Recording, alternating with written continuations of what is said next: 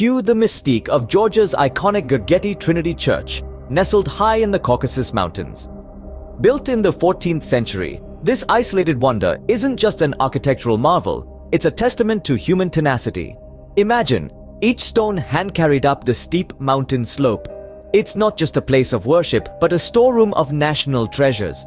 When the country faced invasion, priceless relics found sanctuary here, safe from plundering hands. But did you know? It's not just the humans that appreciate its majesty. The church is home to a rare species of reptile, the Caucasian agama, sunning on the ancient stones. A church, a fortress, a sanctuary. The Gergeti Trinity Church, a symbol of Georgia's enduring spirit.